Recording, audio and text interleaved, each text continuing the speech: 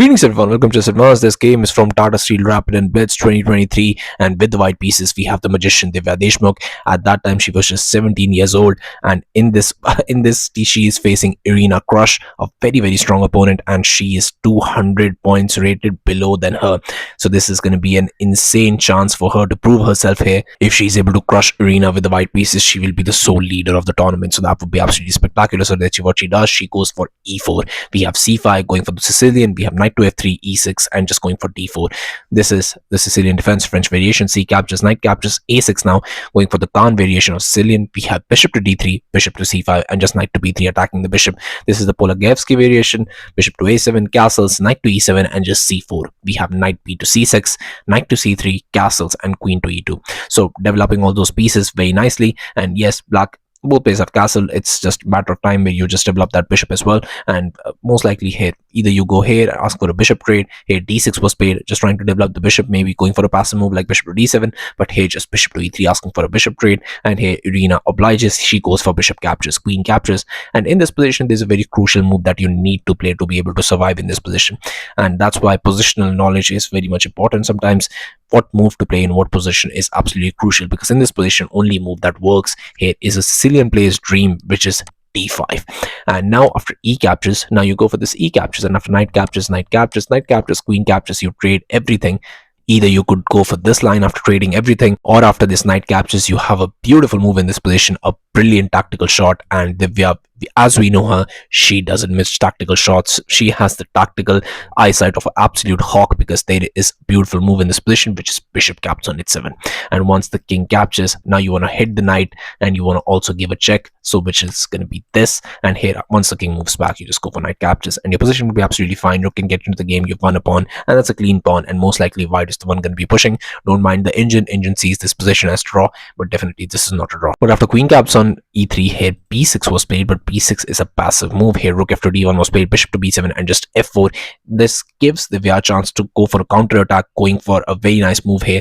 Just bishop is already eyeing this. You can get the queen into the game. If you're able to get the knight into the game on all the pieces could target the king side, that's going to be absolutely spectacular. You could go for and push for a win in this position. Queen to c7 was played, but here rook a to c1, knight to a5 now, and now just comes this knight captures, b captures, bishop back to e2, and here just bishop to c6. If you go for a move like queen to f2 in this position, that's going to be absolutely fine, because here after rook a to b8, now you play rook to c2, and after f5, now you go for e captures, knight captures, bishop to d3, targeting that knight, knight to e7, queen to d4. And you can see that the initiative, very much important in chess. Whenever you're trying to push for a win with the white pieces, you need the initiative to be on your side. And here after a4, you play rook to e2, knight to f6 is definitely with white pieces here. That's why you might be able to just push for a win, even though your position is not, your pieces are not that accurately placed. I mean, you want the rook to be able to double up, you want the rook to be able to have a queen side effect, you also want dark square bishop, but you don't always get what you want. But the thing is that positionally, hey, Divya is definitely better. But that's all the moves that I was considering. Queen to f2 would have been fine here, even developing the bishop would have been fine, even doubling up would have been fine. But in this position, Divya plays a spectacular move that I was not even considering. She goes for a tactical brilliance, and here in this position, definitely the as I said, tactical eyesight of hawk that she has, she goes for knight to d5, sacrificing a piece here. And the thing is that you cannot even capture. If you capture this e captures, then just c captures, and you can understand that this pin is going to be existing along this line, and you've just lost a pawn for basically nothing. Here rook a to b8, you have to play bishop to f3, and after rook f to d8, just d captures. And after rook to b6, targeting that pawn, I have a very nice move, which is e5, just defending it, and also they're opening up the center. And here you have to play d5. If you go for e captures, the trouble, d captures, the trouble is rook hangs, and then the pass pawn can be pushed, and it's going to be a very difficult position to hold no matter what you try. So here after d5, you play queen to a3, targeting that knight. But after rook to b4, most likely what's going to happen is this position is going to crumble for black pieces, and yeah, they will be completely winning. But here after knight to d5, none of that was played. Irina in this position realizes that she has maybe not played this position to the absolute fullest, and she has not done everything that she could. So she goes for queen to b7, just moves the queen out of the way, and here just knight captures, queen captures was played, and in this position just bishop to f3, and here rook a to b8, e5 now, but now finally going for d5, not trading more pieces. C captures, bishop captures, and just bishop caps on d5, and just e captures, And although you could capture this, but you have to understand, then you lose your rook as well, you lose the queen side pawns, and you don't want that to happen. So here first b3, queen to e6, and just rook to c5, targeting that central pawn. a4 was played, just trying to destabilize the position. Here just rook captures on d5, a captures h6 now first, waiting and just trying to put pressure and get the queen into the game and trying to just capture that pawn. Rook 1 to d4 and rook f to e8. And here just h3 was played by Divya.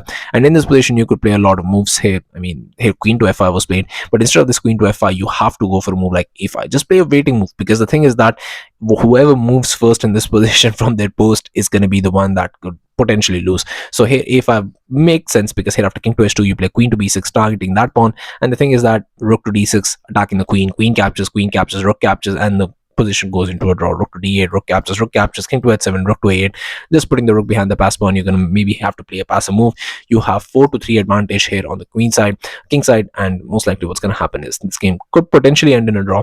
But still, I mean, if you trade and go for all the trades, only then it happens. But I don't think that's what they would have played. But still, position would have been drawn either way. But after h3, here queen to f5 was played, and queen to f5 is not a good move in this position, because here just king to h2, and now just comes queen to e6, going with the back. But here you've just lost a tempo for absolutely nothing. That's not a waiting move, that's wasting a tempo. And here queen to d3 was played by Divya, g6, and in this position g6 just completely blunders the game. I ask you to pause the video and try and find out the only winning move, or one of the two only winning moves in this position. So have at it. So congratulations to everyone who's able to find this amazing move, and it's not a difficult move to spot. I'm sure you can all see it. The move is rook to d6, and now you understand the problem, because your pawns are not as defended as they should be. Because here queen to f5 if you go for, then the trouble is, because queen cannot go anyway. You could go for a passive square like that, but the position would be really, really bad. And the thing is that you cannot even capture this, because now after queen captures, rook captures, your position would completely be very, very vulnerable, because this is also coming. And once that trade is taking place, rook captures, and the rook gets inside your position, it's going to be completely losing. But here queen captures on f5, g captures, you play a rook captures on h6 first, and here after rook captures on b3, rook captures on a6. And now you can understand, maybe you can take a sigh of relief and maybe hope that you're able to hold this 4 to 2 with the two rooks on the board. But now just comes king to f8, but here rook to f6. And now what are you doing? Because this threat is also coming, and if you decide to defend against that with moving the rook back, then just rook captures on f5, and suddenly you've just lost 3 pawns. You're down 3 pawns, you have just 1 pawn. Even with the two rooks, this is going to be completely losing. So here after g6 we have the second best move in this position, which is b4, and there is nothing you can do. Now king to g7 was played, but now just comes rook to d7, rook to b6, and rook 4 to d6. It's the same idea, nothing changes here. Rook captures was played, queen to a2, but just rook captures on a6. That comes with the tempo towards the queen. Queen to f2 was played by Irina, but just rook to f6, rook to e7, and just b5.